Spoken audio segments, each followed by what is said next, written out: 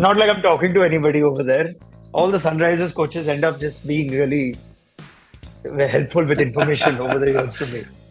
Just be careful what you say. 10 teams gear up for yet another IPL auction, but which team is this auction actually most important or most significant for? Some teams have surprised us with high profile releases, high purchase releases. On the other hand, there are those that usually come in with lots of money to spend, like the Punjab Kings. They don't seem to have much to do. The Titans have to replace at least the skill set that their captain offered, even though they've announced a new captain. So let's ask the questions of Tom Moody, Nagraj Golapuri, George Binoy, Justin Salgado, and Yash Chah here on ESPN Cricinfo for Runorder. It's tough when we try and put all the franchises and their needs, Tom, together. But if you have to pick one franchise for whom this auction is more significant than perhaps the others, who comes to mind and why? The first team that comes to mind for me is KKR, purely because they've got the most amount of work to do this auction. They've only retained 13 players, so they've got 12 slots available. In those slots, they need to fill 4 overseas positions. They've got a significant purse as well, so they're one of the teams that have got 30 plus crore available going into the auction. So they have really got to sort of rewrite their sort of game plan and their strategy on how they're going to be successful in 2024. So to me, it's some careful sort of domestic picks they need to be conscious of, but also making sure they get the combinations right on overseas. So a lot of work to do on auction day, and they've got the money to do it. Yeah, up to 16 slots, 4 overseas. Rightly pointed out, they let go of both Shardul Thakur and Lockie Ferguson for big money. So that's Tom Moody's call. Nagraj.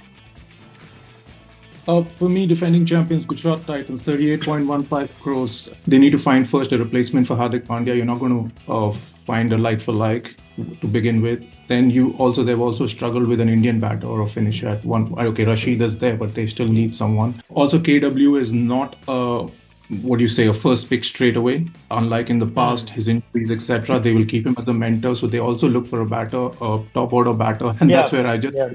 Let's throw in a keeper money as well, with Saha a year older. But I think they will go for 2 to 3 big buys, and I suspect one is Ravindra, and then a mixture of anyone you want, from Stark to Cummins to even Chris Wokes. I really feel that one of the falling all-rounders is going to go to GT. So for me, it's KKR GT. and GT. All right, interesting. George? I'm going to go with RCB. I think they've released, the bulk of their bowling attack. Hasranga, Harshal, Hazelwood, Willie, Parnell. They will be in the market for, players that will be in big demand across all franchises.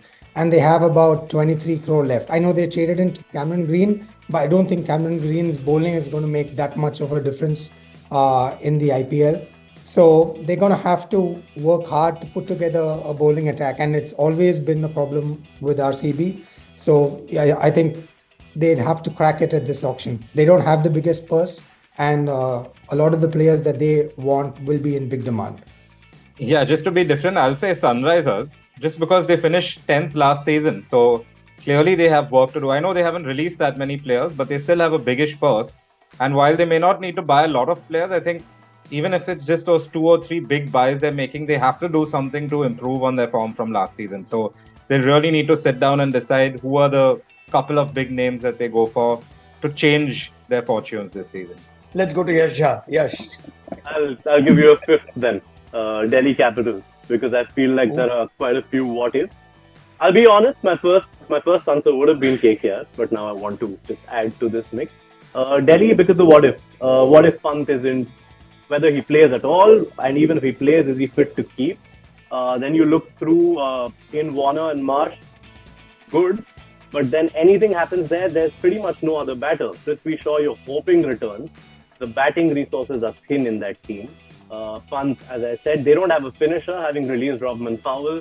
And even among the pacers, Nokia has had his fitness issues. Lungi and Gidi now has fitness issues. So all of a sudden, it's like you can pretty much go through every role in that squad and feel like they need not just backups, but probably first choice options. And they have 29 crores to try and tweak that. So I'm going with Delhi.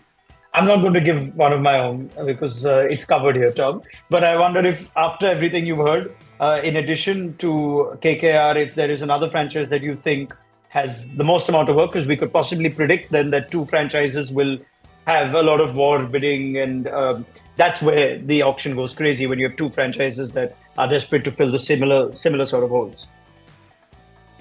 Yeah, I think there's going to be a lot of scenarios like that where franchises are going to be climbing over each other to secure a certain player, purely because, as I've touched on previously, we're at the end of an auction cycle. This is the third year of an auction cycle, so really it's throwing everything at trying to win a title before they have to reset all over again. And that reset process is a significant one, because you're talking about, in most cases, getting rid of more than 90% of your squad, or 95% of your squad. There's going to be certain players that are going to benefit from a common thread of a need of a franchise, whether it be a Shardul Thakur that gives you that Indian all-rounder that can fill many roles. I see Gujarat Titans certainly, targeting him, but I can also see the likes of Chennai possibly targeting him, and possibly RCB. So he could be a beneficiary of a vicious sort of bidding war. Yeah. All right, I'm going to close this by yes, Nagaraj. If I get a second choice, CSK. Raidu is gone. They've been forever looking for somebody in the lower order.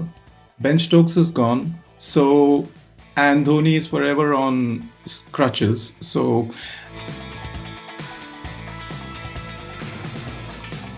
okay, fine, whatever they've identified. What? Nagaraj, keep quiet. Yeah. No, Headline. For all you know, that this team which won with a bowling attack that we were a bit surprised with, maybe they just need that one fast bowler. Who knows? Maybe Mitchell Starc will end up getting a big chunk of that 31 crore, because otherwise they can pretty much play a similar team that they have and still go the distance with the Dhoni factor. Yeah, they have not had a left-arm fast bowler for a while. Proper. Yes. So let's just go around the room very quickly, because I think who gets Starc might also decide who this auction was most successful for. Where will Starc end up at the auction, and therefore who's likely to have the most significant buy at this year's auction, given that we all agree that it is Mitchell Starc? Tom? I think it's going to end up at KKR. Ooh, okay, George? I'd say RCB, because KKR or RCB, yeah. KKR or RCB? Nagaraj?